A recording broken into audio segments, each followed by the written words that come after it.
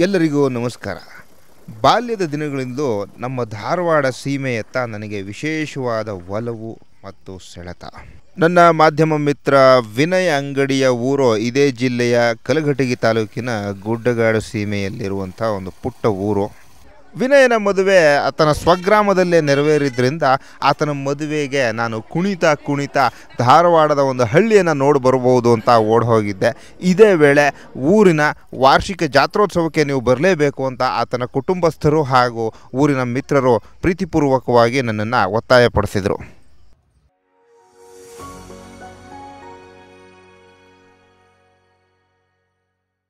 ನಮ್ಮ ಕರುನಾಡಿನ ಅತ್ಯಂತ ಪ್ರಖರ ಜಾನಪದ ವಲಯಗಳಲ್ಲಿ ಒಂದು ಧಾರವಾಡದ ಸಂಸ್ಕೃತಿ ಹಾಗೂ ಪರಂಪರೆಯ ಬಗ್ಗೆ ಇಡೀ ನಾಡಿನ ಜನತೆಗೆ ಒಂದು ರೀತಿಯ ಪರಿಚಯ ಇದ್ದೇ ಇದೆ. ಇಂಥ ಧಾರವಾಡದ ಕಲಘಟಗಿ ತಾಲೂಕಿನ ಸೂರಶೆಟ್ಟಿಕೊಪ್ಪ ಅನ್ನುವಂಥ ಒಂದು ಪುಟ್ಟ ಊರಿಗೆ ಬಂದಿದ್ದೀನಿ.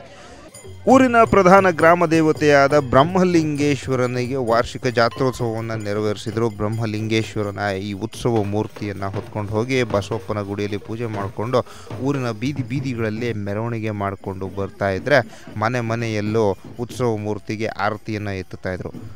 ನಮ್ಮ ಹಳೆ ಮೈಸೂರು ಸೀಮೆಯ ಹಳ್ಳಿಗಳಲ್ಲೂ ಇದೇ ರೀತಿ ಅಲ್ವಾ? ಇಲ್ಲೂ ಕೂಡ ನಮ್ಮ ಹಾಗೆ ತೆಂಗಿನಕಾಯಿ, ಬಾಳೆಹಣ್ಣು, ಗಂಧದ ಕಡ್ಡಿಗಳನ್ನು ದೇವರ ಪೂಜೆಗೆ ಅಂತ ಅರ್ಪಿಸ್ತಾಯಿದ್ರು.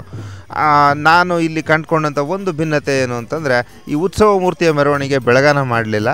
ಒಂದು 8:30-9 ಗಂಟೆ ಹೊತ್ತಿಗೆಲ್ಲ ಉತ್ಸವ ಮೂರ್ತಿಯ ಮೆರವಣಿಗೆ ಮುಗಿದು ದೇವಸ್ಥಾನವನ್ನು ತಲುಪಿತ್ತು. ಹುಗ್ಗಿ, ಮುಳುಗಾಯಿ ಪಲ್ಯ, ಅನ್ನ ಸಾರುಗಳನ್ನು ಪ್ರಸಾದದ ರೂಪದಲ್ಲಿ ವಿತರಣೆ ಮಾಡಿದ್ರು. ಮಾರನೇ ದಿನ ಬೆಳಗ್ಗೆಯಿಂದ ಭಕ್ತಾದಿಗಳು ದೇವಸ್ಥಾನಕ್ಕೆ ಬಂದು ನೈವೇದ್ಯ ಕೊಡ್ತಾಯಿದ್ರು ದೇವರಿಗೆ. ಹಾಗೆ ಹರಕೆ ಹೊತ್ತವರು ನಮ್ಮಲ್ಲಿಯ ಹಾಗೆ ತುಲಾಭಾರದ ಸೇವೆಯನ್ನು ನೆರವೇರಿಸಿದ್ರು.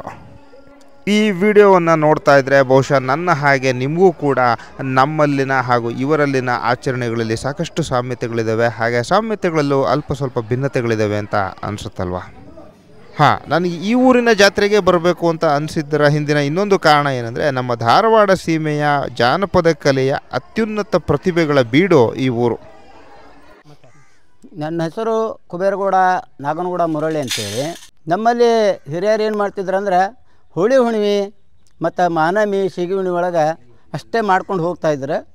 ನಮ್ಮದೊಂದು ಯುವಕ ಮಂಡಳದಿಂದ ಒಂದು ಈ ಸಂಘಟನೆಯನ್ನು ಮಾಡ್ಕೊಂಡಾಗಿಂದ ಹೊರಗಡೆ ಪರಿಸರ ಯಾವ ರೀತಿ ಕಾರ್ಯಕ್ರಮ ಮಾಡಬೇಕು, ಏನು ಮಾಡ್ಬೇಕು ಅನ್ನುವಂಥದ್ದು ನಮಗೆ ಮೂಡ್ತು. ಅಲ್ಲಿಂದ ಇದನ್ನು ಮಾರುತಿ ಕರಡಿ ಸಂಘ ಜಾನಪದ ಕಲಾವಿದರ ಮೇಳ ಅಂತ ಕಟ್ಕೊಂಡ ಮ್ಯಾಗ ಸಾಕಷ್ಟು ಈ ಕಲೆಯಿಂದ ನಾವು ನಾಡಿನಾದ್ಯಂತ ಈ ಕಲೆಯನ್ನು ಮಾಡಿದ್ವಿ. ಆಮೇಲಿಂದ ನಮ್ಮ ಊರಲ್ಲಿ ವಿಶೇಷವಾಗಿ ಬ್ರಹ್ಮಲಿಂಗೇಶ್ವರ ದೇವಸ್ಥಾನದ ಒಂದು ಜಾತ್ರೆ ಈ ಸಂದರ್ಭದಲ್ಲಿ ನಡೀತಾ ಇದೆ.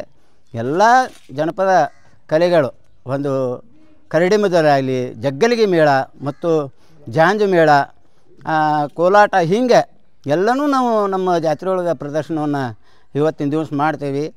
ಈ ಒಂದು ಕಲೆಯನ್ನು ಕಲಿತ ಮ್ಯಾಗ ನಮ್ಮ ಈ ಕಲೆ ಎಲ್ಲಿಗೆ ಹೋಗ್ಬೇಕಾಗಿತ್ತು ಅಲ್ಲಿಗೆ ಹೋಗಿ ದಿಲ್ಲಿ ಒಳಗೆ ಹೋಗಿ 2 ಸಲ ಕಾರ್ಯಕ್ರಮ ಕೊಟ್ವಿ.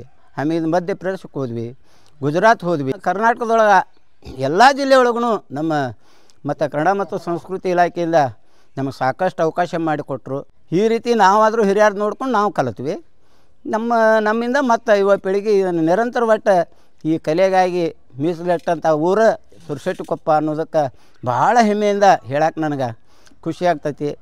ಮತ್ತು ವಿಶೇಷವಾಗಿ ದಾನಿಗಳು ಕೂಡ ನಮ್ಮಲ್ಲಿ ಚಂದ್ರಶೇಖರ್ ಶೀಲವಂತರ ಅಂತೇಳಿ ನಮ್ಮದೊಂದು ಟೀಮ್ ಚೆಂದ ಕಾಣಲಿ ಅಂತಕ್ಕಂಥ ಒಂದು ಉದ್ದೇಶ ಇಟ್ಕೊಂಡು ಇಡೀ ನಮ್ಮ ಟೀಮಿಗೆ ದೋತ್ರ, ಪಂಜಿ, ಪೇಟ ಈ ರೀತಿಯಾಗಿ ತನ್ನ ಖುಷಿಯಿಂದ ನಮ್ಮ ಸಂಘಟನೆಗೆ ಕೊಟ್ಟಂಥವ್ರು ಅವರು ಕೂಡ ನಮ್ಮ ಹತ್ತಿರ ಇದ್ದಾರೆ. ಹೇಳ್ಬೇಕಂದ್ರೆ ನಾವೆಲ್ಲ ಒಕ್ಕಲ್ತನ ಮಾಡ್ತಕ್ಕಂಥವ್ರು. ಈ ಕಲೆಯಿಂದ ಮಾತ್ರ ನಾವು ನಾಡನ್ನು ಕಂಡು ಬಂದಿವಿ.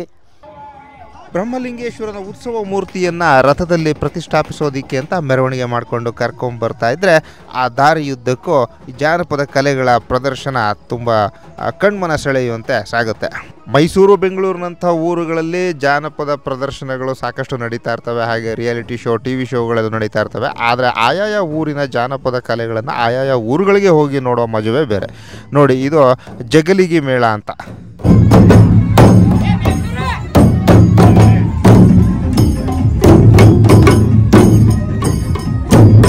ಇದು ಕರಡಿ ಮಜಲು ಮತ್ತು ಬೊಂಬೆ ಕುಣಿತ ಜೊತೆಯಾಗಿ ಸಾಗ್ತವೆ.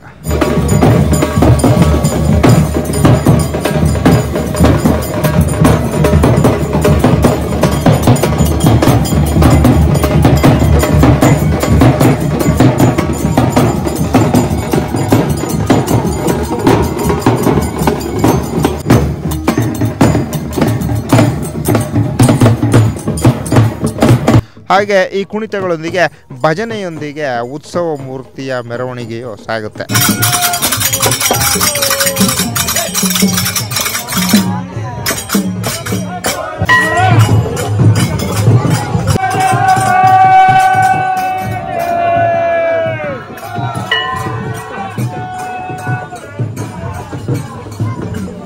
ಬ್ರಹ್ಮಲಿಂಗೇಶ್ವರ ದೇವಸ್ಥಾನದಿಂದ ಊರಿನ ಕೇಂದ್ರ ಭಾಗಕ್ಕೆ ಎಲ್ಲಿ ಆ ಉತ್ಸವದ ರಥವನ್ನು ನಿಲ್ಲಿಸಿರ್ತಾರೋ ಅಲ್ಲಿ ತನಕನೂ ಈ ಮೆರವಣಿಗೆ ಬರುತ್ತೆ. ಆಮೇಲೆ ಆ ರಥದಲ್ಲಿ ಬ್ರಹ್ಮಲಿಂಗೇಶ್ವರನ ಉತ್ಸವ ಮೂರ್ತಿಯ ಪ್ರತಿಷ್ಠಾಪನೆ ಆದ ಮೇಲೆ ಆ ರಥವನ್ನು ಎಳಿತಾರೆ. ಹೀಗೆ ಆ ತೇರನ್ನು ಒಮ್ಮೆ ಎಳೆಯೋದಕ್ಕೆ ಶುರು ಮಾಡಿದ್ಮೇಲೆ ಭಕ್ತರು ಬಾಳೆಹಣ್ಣು ಹಾಗೂ ಉತ್ತತ್ತಿಗಳನ್ನು ಭಕ್ತಿಪೂರ್ವಕವಾಗಿ ಕಳಶದತ್ತ ಎಸೆದು ದೇವರಲ್ಲಿ ತಮ್ಮ ಹರಕೆಗಳು ಕೋರಿಕೆಗಳನ್ನು ವ್ಯಕ್ತಪಡಿಸ್ಕೊತಾರೆ.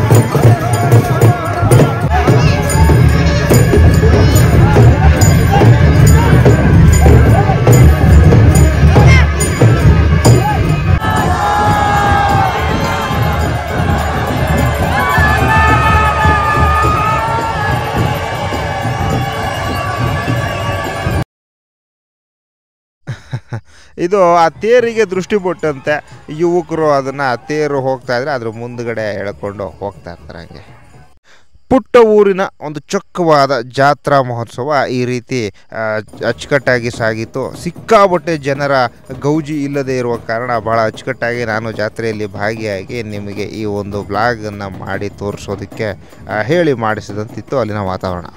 ಇನ್ನೇನು ಜಾತ್ರೆ ಮುಗೀತು ಅಂದ್ಕೊಳ್ತಿದ್ದ ಹಾಗೆ ರಾತ್ರಿ ಸಾಮಾಜಿಕ ನಾಟಕ ಪ್ರದರ್ಶನವನ್ನು ಏರ್ಪಡಿಸಿದ್ರು. ನೋಡ್ತಾ ಇರ್ಬೋದು ಗ್ರಾಮಸ್ಥರು ಎಷ್ಟು ಆಸಕ್ತಿಯಿಂದ ಅಲ್ಲಿ ನೆರೆದಿದ್ದಾರೆ ಅಂತ.